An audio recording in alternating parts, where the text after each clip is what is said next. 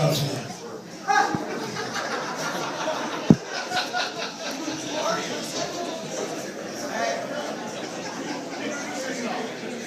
My name is Goodman. I grew up with Mike. I went to Michigan State with him, with the rest of the white trash.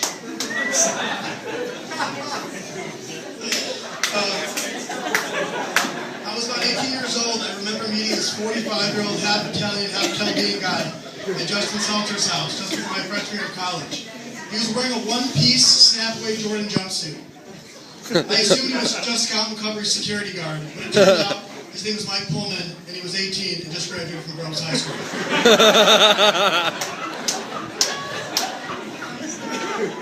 Now he looks like he's 60. Mike and I became very close soon after, and I had the pleasure of spending 4 wonderful years with Mike at State. Mike has made it clear that the feelings have been mutual, and I appreciate that. You tell me every time I see you. I immediately became fascinated by that musical instrument Mike calls his nose.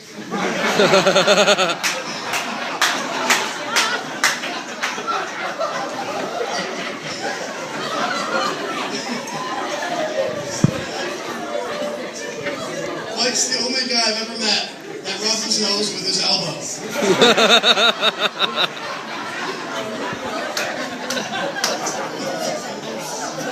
When Mike rubs his nose, it looks like he's beating the shit out of himself.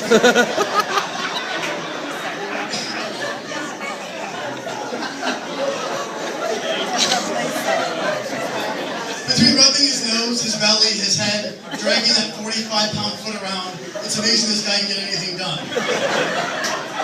I'm curious of what Mike is going to look like dragging that leg down the aisle. If you need any help tomorrow, let us know. We're there to help you. I think between me, Cerno, and 6 other guys, we probably can get that puppy off the ground.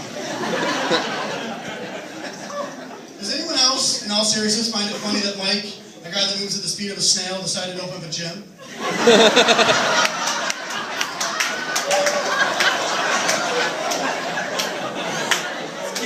I hate to bring Adam into this, but between the two of them, it looks like neither of them have ever stepped a foot inside the place. I'm always wondering if they're running the place from the parking lot.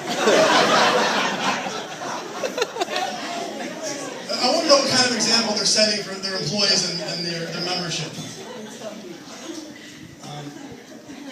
Anyone that knows Mike knows that he's notorious for falling asleep regardless of where he is. This guy's fallen asleep in a cab, class in college, parties in college, pretty much anywhere. It makes me wonder if he ever falls asleep when him and Kara are hanging out together in their bed. Kara, don't feel bad. It's Mike. It's not you. I'm actually surprised he was able to stay awake this late tonight. Good for you, Mike. Anybody that knows Mike knows how much he appreciates and loves hip-hop, rap music, or just urban culture in general. It's like he can actually relate to these rappers he enjoys listening to so much. It's like you really can feel their pain and can relate to songs about growing up in the streets, selling drugs to make ends meet, shooting dice in alleyways, dealing with baby mama drama, losing homies from gang-related violence. I know some of you have never been to Michigan, but for those that have, know that Franklin Village is a dark and scary place. I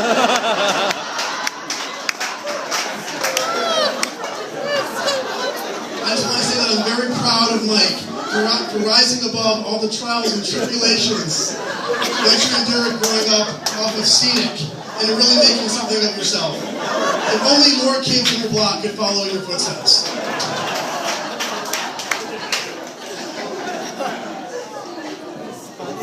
To be honest, I was actually really surprised that a do-rag, Soul Glow, and a 1-year subscription to Ebony magazine was on the gift registry. Clearly, Mike had nothing to do with that list. In all sincerity, Mike, you're truly a great friend, someone I know I can always count on, and of course, unless it has anything to do with moving fast or staying awake. I'm honored to be here tonight and to be a groomsman. Kara, you have a great guy here, and Mike, you have a great girl in Kara. Kara, I'm a big fan of yours and hope that you will take good care of Mike, especially because he will need someone like you to buy him clothes, since his grandma has been doing that for most of his adult life.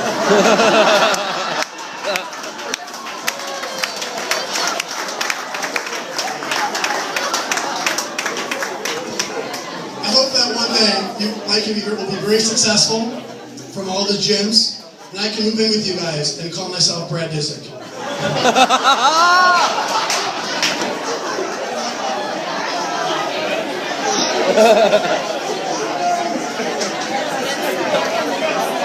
Mike and Kira, I love you both, and I'm so happy for you too. May you have many wonderful years together. Cheers.